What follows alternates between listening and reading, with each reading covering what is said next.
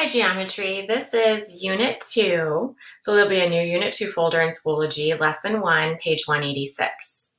So triangle ABC, written as triangle symbol ABC, is congruent to triangle DEF, written with triangle symbol and then DEF. And I'm going to come back to that statement in a few moments. So looking at number 1, it's asking us to find a sequence of rigid motions that take ABC onto DEF. We were doing that in Unit 1. So I start thinking about how I can get this triangle over here and on top of this triangle. So this is one of those situations where answers definitely vary. But one of the things I could do is translate vertice to vertice just to get my green triangle over here. Then once I translate, I notice that I could rotate, not so that they line up, but so that two of the sides line up. And once I've got the sides lining up, I notice that I can reflect. And then my green triangle will be on top of triangle DEF. So let's write about that. So I could translate triangle ABC along, and in this case, I'm going to say B to E. I'm going to just move B over to E, along BE. And then once I did that, I need to rotate it so that I can reflect. And I'm going to rotate it down. I'm going to rotate A, this A right here. I'm going to rotate it over to point D. So I'm going to rotate it so it lines up like this. So I'm going to say rotate around E, because that's where I'm at right now, so that A lines up with D. Okay, so now that I've done that, this is where I'm going to reflect it. Be careful of the directions you give. I'm not really reflecting over AB. AB is over here. Actually, I'm reflecting over ED. That's where I'm at on my page. So I'm going to reflect over ED. So I also want to remind you, we could do that in one move. I'm noticing as I look at this, there is this invisible line to me in the middle of these two triangles, somewhere right in here, where if I reflect over that line, my two triangles line up. It'd be like done in one move.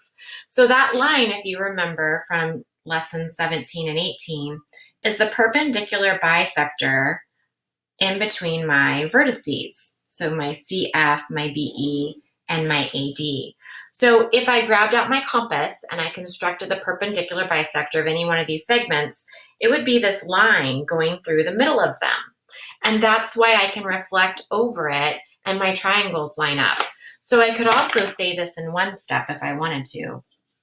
I could say reflect triangle ABC over, and I've got lots of choices here. This line I want, this dotted line I'm thinking about in my head, is the perpendicular bisector of any of those three segments. So I'm going to say over perpendicular bisector of, and I'm going to choose BE, but I could have said any of them. This is one of those, and there's even a transformation I didn't talk about, a translation then a reflection, just two steps. So this is definitely one of those where it's an answer varies situation. So it says, what's the image of BC after that transformation? So BC is this side right here. And obviously BC went to my side that's EF. Be careful how you name it. The B went to E and the C lies on top of F. So I know my C is on top of F and my B is on top of E. So to be an image of BC, I would have to say that it's EF. And it says, explain how you know that they're congruent. I'd like to go back to Unit 1 and talk about the definition of congruence. So you and I learned that to be congruent, there is a rigid motion, transformation, and in this case, I'm going to put an S in parentheses because sometimes we do more than one thing. We saw that in number 1. Rigid motion transformation or transformations, taking one figure onto another. In this case, that means that EF is the image, the one that came after, is the image of BC. So they are congruent. And in shorthand, if I want to write that they're congruent, I can write that EF is congruent to BC, for instance. Okay, so let's talk about angles now. That was two of the sides. Let's talk about two of the angles. It says justify the angle ABC is congruent to angle DEF. So let's talk about naming an angle just to make sure you're good on this. When you name an angle, you start at the first letter A, you move to the second letter B, and you end at the third letter C. So they're talking about this angle B right here. And then the other angle was DEF. Start at D, E, and then F, this angle.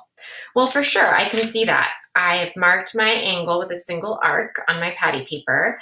And when I move it over and reflect it and do all my fancy stuff, all my transformations, I see that they're totally lining up on each other.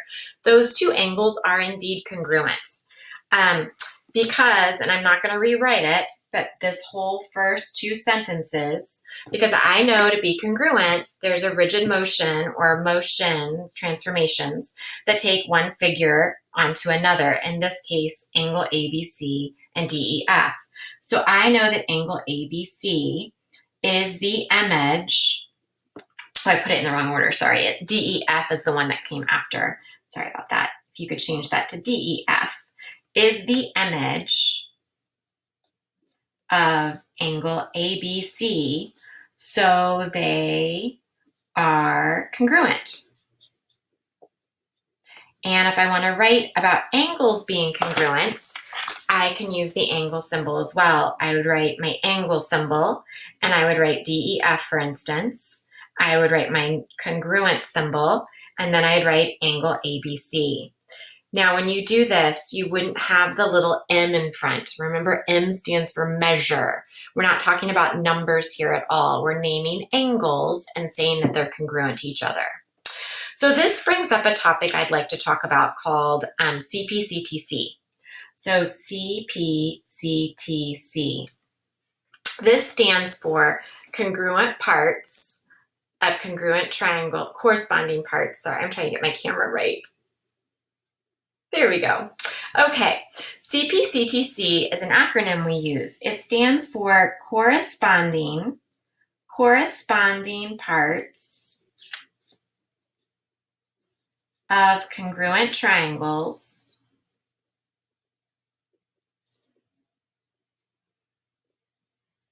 are congruent. In this case, notice the C, P, C, T, C. Corresponding parts of congruent triangles are congruent. So let's go talk about what CPCT means up above in our picture. So there are 6 parts of my triangles. C, P, C, T, C. Corresponding parts. Let's go talk about them. So for example, here's one. B corresponds to E. They go together. So they are corresponding parts of congruent triangles. So I know that they're congruent. So what else matched up? Well, C matched up with F. So C and F are considered corresponding parts. So let's do 2 arc marks to show that they are congruent because they correspond. And A went to angle D. So let's mark those with 3 arc marks because they're corresponding parts of congruent triangles, so they're also congruent. That's the 3 angles. I can also do the 3 sides. In this case, I know that side AB goes to side ED. Let's mark them with a single tick mark. Side DF lines up with side AC. Let's mark them with a double tick mark. They're congruent. And then lastly, my 6th corresponding part is that side BC and side EF were congruent because they are corresponding parts of 2 congruent triangles. Therefore, they're also congruent. We're going to start using that CPCTC a lot in Unit 2. So please turn to page 188. And let's take a look at what we're doing here. It asks me to draw a triangle. Can you draw a very similar triangle to mine so that we can have, I'm going to draw an obtuse triangle. I'd like it to look like mine so that you and I will have the same kind of finished product. Okay, so I've got an obtuse triangle. Short side here, medium side here, long side across from the obtuse angle. This is a scaling triangle. It shouldn't look isosceles or equilateral. It says to find the midpoint of your longest side. So we're just eyeballing this right now. That's probably about my midpoint. Okay, now it says rotate your triangle 180 degrees using the midpoint of the longest side. So let me grab out my patty paper. I want to rotate this triangle 180 degrees. So let me trace my triangle on my patty paper.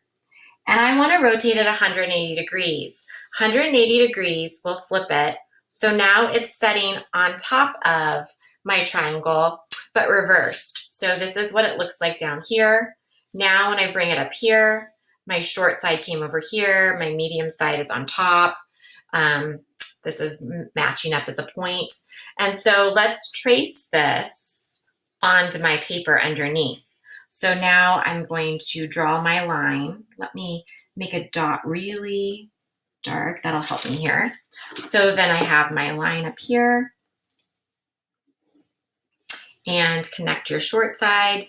Let me just, yeah, that looks pretty good for just kind of sketching this.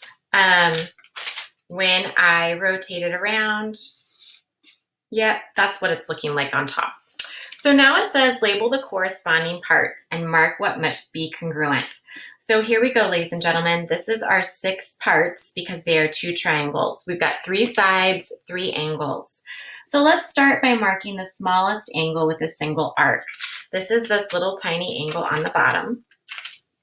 And when I rotate this, I see that it goes to the top. So when I rotate this, I see that it just went to this angle on the top. So I'm going to mark that with also a little arc. So next I'm going to do this angle. Let's see.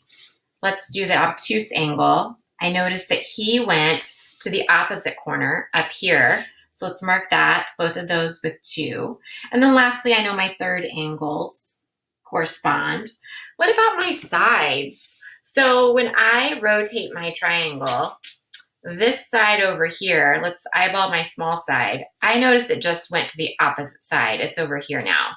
Let's mark those both with a single tick mark. And then this side went to the top. And basically the side in the middle is the longest side for both of these triangles. So if I'm looking at the triangle on the bottom, it's like the top side, if you will. And if I'm looking at the triangle on the top, it's the bottom of the triangle. So that side's in both triangles at the same time. We actually call that the reflexive property. So it says, make a conjecture and justify it. What type of quadrilateral have you formed? And what's the definition of that quadrilateral type? Well, hopefully from junior high, you're looking at this and you recognize it to be a parallelogram. So at this point, write down that this is a parallelogram. There are several things going on that you might have noticed, but our definition of a parallelogram is that a parallelogram has opposite sides that are parallel and congruent. So those opposite sides are parallel and they're also congruent. So now, why must the quadrilateral fit that definition? I have a new thing I want us to write down, and I want to talk about it afterwards. So I'd like you to write that a rotation of 180 degrees takes lines to parallel lines.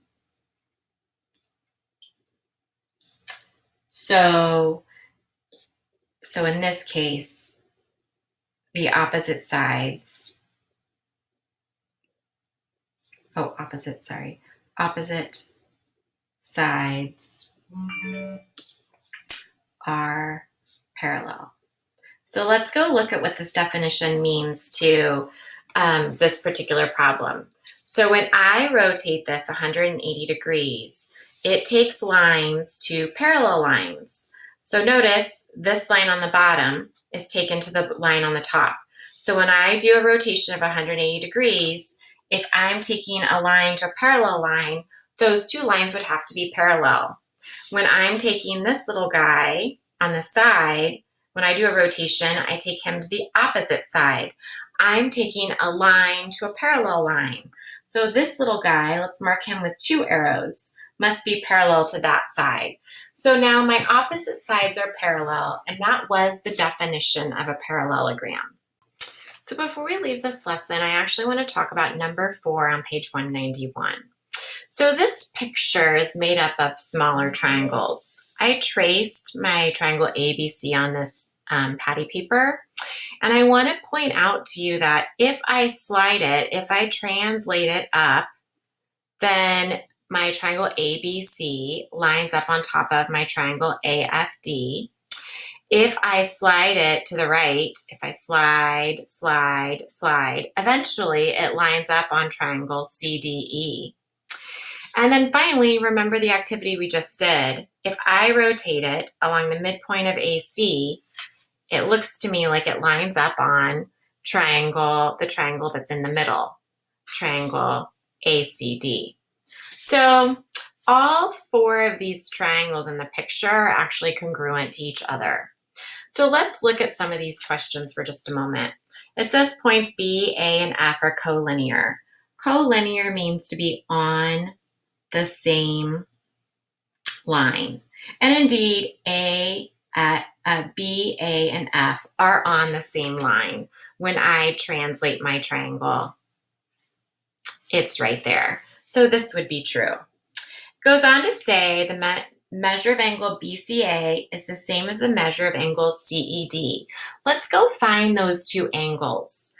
BCA is this little angle right here.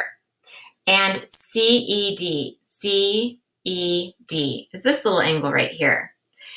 And when I think about what I was doing a moment ago, when I translated, when I slid it over, when I slide this over, I can see, yes, angle BCA is indeed lining up with angle CFD, CED. So this would be true. Those are equal to each other.